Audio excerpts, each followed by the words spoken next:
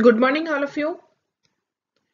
Previous class, we have already discussed about your stone, different types of stone, classification of stone, dressing of stone, quarry, and today we will read about brick. What is brick? What are the different types? What is the manufacturing process? And in which case we are using bricks. Okay. So first, what is brick? So bricks are obtained by molding clay in rectangular blocks of uniform size and then by drying and bonding these blocks. So we are obtaining brick by molding clay in rectangular blocks of uniform size, and there is a particular size for brick, that is 19 into 9 into 9 centimeter, and after that we are drying and bonding these blocks and then bricks are formed. And as bricks are of uniform size and they can be properly arranged and light in weight, nowadays we are using more bricks in comparison to stones. Nowadays we are using bricks because there are so many advantages of brick in comparison to stone. Bricks are light in weight and they are uniform in size. They can be transported easily. That's why we are using bricks instead of stones. So this is there are two processes by which we are making bricks. One is your hand molding, another one is your machine molding. There are two molding processes. One is hand molding and another one is your machine molding. So let us see hand molding. How rectangular blocks of uniform size we are using for making bricks. See, this is the rectangular block which is of a particular size, and these are the clays. These clays are used for your brick. See how hand molding bricks are manufactured. This is the picture of hand molding brick.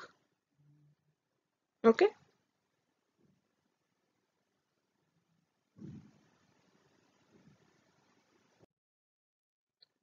Next is your composition of brick.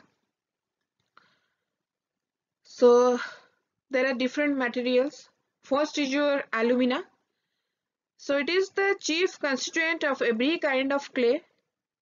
Alumina is the chief constituent of every kind of clay, and a good brick earth should contain 20 to 30% of alumina. A good brick earth should contain 20 to 30% of alumina, and this constituent impacts plasticity to earth so that it can be molded. Alumina impacts plasticity to earth so that it can be molded easily. If alumina is present in excess, raw bricks shrink and warp during drying and burning. If you are providing excess quantity of alumina, then the raw bricks shrink and warp during drying and burning. So this is the first material which is used for your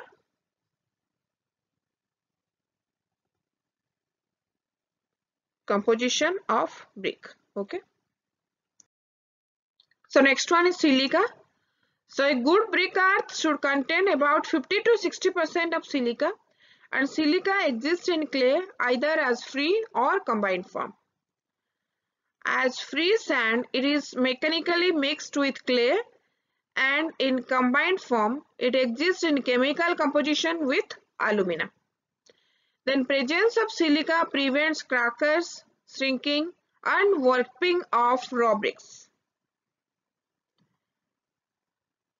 It thus impacts uniform shape to the bricks. Silica impacts uniform shape to the bricks. It is a very important point.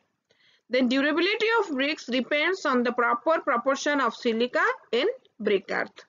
Durability depends on the proper proportion of silica in brick earth. Okay, so excess of silica destroys the cohesion between particles and bricks become brittle.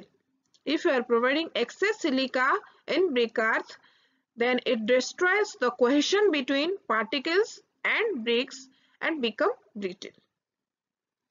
So excess of silica is prohibited.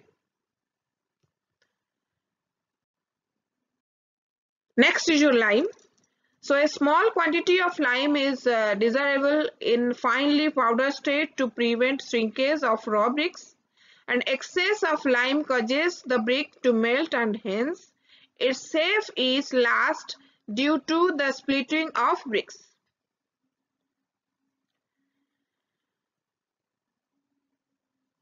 So next is your magnesia. A small quantity of magnesia in brick earth impacts yellow tint to bricks and decreases shrinkage, but excess of magnesia decreases.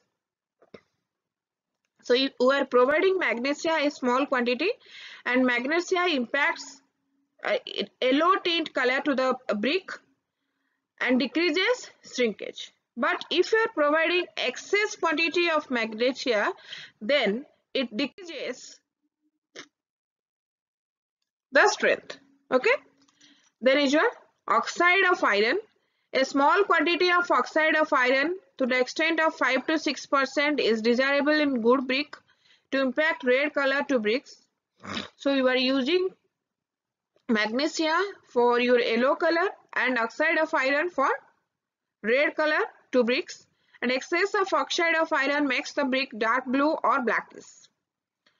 Then shrink leads to the decay of bricks, and the ingredients like lime, iron, alkalis, pebbles, organic matter should not present in good brick earth.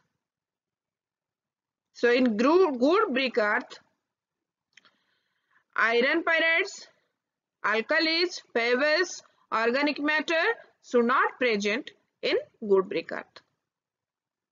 Okay.